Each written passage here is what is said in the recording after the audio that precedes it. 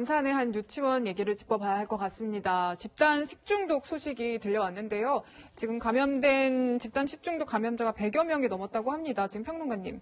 그러니까 처음에 증상이 나왔다고 주장이 되는 게 지난 12일이에요. 그런데 이제 유치원 폐쇄 조치는 19일에 이뤄졌다고 해서 좀 늦었던 거 아니냐 이런 비판들이 나오고 있거든요. 네, 그런 부분 때문에 학부모들은 유치원과 보건당국의 늑장 대응 문제가 이를 더 키웠다고 지적을 하고 있습니다. 사실 보건소에서 이런 이른바 햄버거병이 집단으로 발병한 거 아니냐 문제를 인식한 것은 지난 16일인데 그 이전인 지난 12일부터 유치원 학생들 중에서 고열이나 복통, 설사 등의 증세를 호소하는 아동이 있었습니다. 이를 학부모가 알렸음에도 불구하고 유치원은 별다른 조치를 취하지 않았고 보건소에 신고조차 하지 않은 것으로 드러나고 있고요.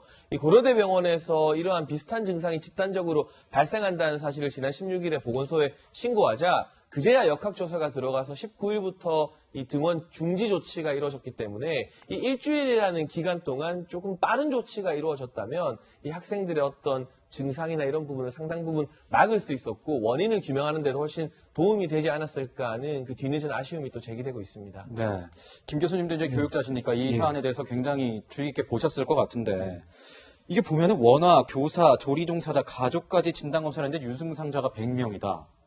어떻게 이렇게 나올 수 있는 겁니까? 대규모 감염이죠, 이 정도 되면. 그런데 문제는 이제 이것이 결과적으로 원인이 뭐냐를 이제 파악을 해야 되는데 이 원인이 지금 파악이 안 되고 있는 거예요. 특히나 이제 저희도 이제 그 교수식당을 가면 제일 먼저 어떻게 하냐면 그 샘플을 이렇게 모읍니다. 그래가지고 그거를 18도 이하로 6일 동안 그걸 보존해야 돼요. 144시간. 그렇죠. 왜냐하면 그것에서 비롯돼서 뭔가 이제 잘못된 것들이 식중독이라든가 뭐 이런 것들이 발생하면 원인을 규명하기 위해서 그걸 이제 보관을 하는 것인데 지금 이 유치원에서 그걸 보관 안 했다는 거죠. 그런 음식 재료들이 파기가 됐다는 거예요. 그러니까 사실상 어디에서 이게 감염이 됐는지 모르겠고 이것이 결국엔 이제 햄버거병이다. 우리가 소위 패티병이라고 얘기하는 이제 덜 익힌 뭐 고기라든가 상한 우유, 뭐 오염된 채소 뭐 이런 걸로 비롯돼 가지고 이제 뭐 이 출혈성 감염이 되는 이 장에서 뭐 그런 어떤 대장균이 발생하는 그런 효과 이제 이 결과가 나오는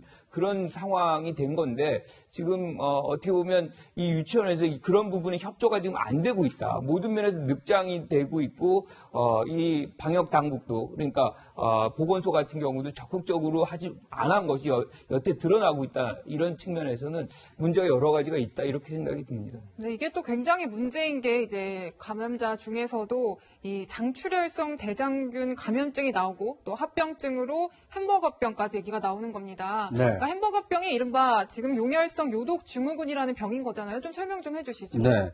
이건 이제 제대로 익히지 않은 쇠고기라든지 아니면 상한 우유 그리고 오염된 채소를 먹었을 때 이게 생기는 병인데요. 네. 이 혈관이 이 적혈구가 파괴가 되면서 이게 신장에서 제대로 걸러지지 못해서 신장 기능의 약 90%까지 굉장히 좀 치명적인 병으로 알려져 있습니다.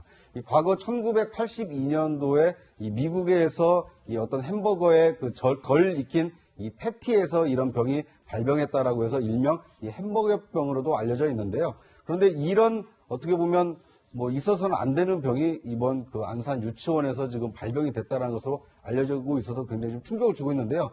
앞서 말씀하신 대로 이 설사와 복통 증상이 있었을 때, 식중독 증상이 있을 때 빠르게 대처를 했더라면 이런 그 햄버거병으로 번지는 것까지는 좀 막지 않았을까. 굉장히 좀 뒤늦은 대처에 대한 굉장히 좀 아쉬움이 큰 대목입니다. 네. 저도 몇 년 전에 이 관련된 햄버거병 관련된 기사를 보고 굉장히 놀란 적이 있습니다. 신장 투석을 굉장히 오랫동안 해서 그 어린 아이가 굉장히 오랫동안 고통을 받는 그런 모습이었는데 지금도 부모들은 생업을 내팽개치고 아이들의 간호에 매달리고 있다고 합니다. 안타까운 소식 한번 들어보고 가겠습니다. 영구적으로 투석을 해야 되는 그러한 상황에 놓일 확률도 있다라는 의견이 있어서 생업을 전폐하다시피 하여 아이들을 지금 병간호에 매진하고 있는 투석 치료를 한다든지 빈혈에 대한 수혈을 한다든지 심각한 상태에 대한 즉각적인 치료가 필요할 수도 있습니다. 정말 마음이 아픕니다. 저희 평론가님, 아까 김 교수님께서 말씀해 주셨지만 급식 실제 이거 관리가 굉장히 잘 안 되고 있습니까? 어떻습니까? 이 유치원만 그런 거예요? 우선은 두 가지 점을 조금 지적을 해야 될 것 같은데 이 유치원 같은 경우도 사실 집단급식을 실시하며 식품위생법에 근거해서요. 해당 집단급식 실시한 그 음식물을 냉동해서 어느 정도 보존을 해야 됩니다. 일정 기간 냉동 보존을 하게 되면 이런 문제가 발생했을 때 당국에서 역학조사를 할 수 있을 텐데 지금 이 해당 유치원 같은 경우는 지난 10일에서 15일 사이 실시된 급식의 일부가 보존이 안 되어 있어요.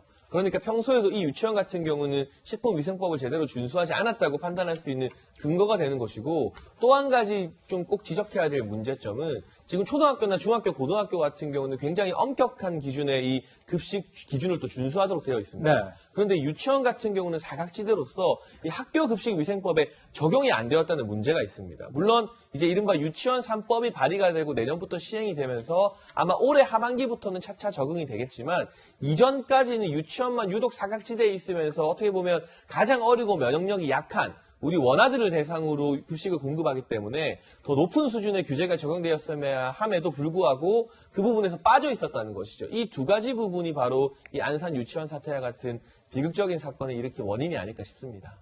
네, 뭐 이런 가운데 교수님, 이 유치원에 대해서 비리를 파헤쳐달라? 이런 글이 또 청와대 국민청원에 올라왔다고 하더라고요. 그렇죠. 이게 이제 경기도 교육청이 2018년 감사 결과가 나온 부분이 있기 때문에 이번 사건과 지금 연관이 돼가지고 사실은 뭐 의혹이 굉장히 큰 거죠. 그러니까 2018년에 이 결과를 보면 이 원장이 공금을 개인의 어떤 목적을 위해서 사용한 것들이 이제 나타나고요. 영수증 없이 많은 부분들이 지출이 됐던 것도 있고, 미인가 건물을 이제 증축하는 데도 사용되는 부분들이 있어요. 그래서 이렇게 좀 다른데 전용하기 위해서 이런 급식이 부실하게 다뤄지지 않은 것 아니냐, 뭐 이런 의혹들이 분명히 있는 것이기 때문에 이 부분에 대해서 좀 철저하게 조사를 좀 해달라, 뭐 이런 청원이 지금 제기되고 있는 거죠. 네. 네, 지금까지 코로나19 속보부터 이 집단 식중독 상황까지 짚어봤습니다. 이 원인은 하루빨리 밝혀져야겠습니다. 네.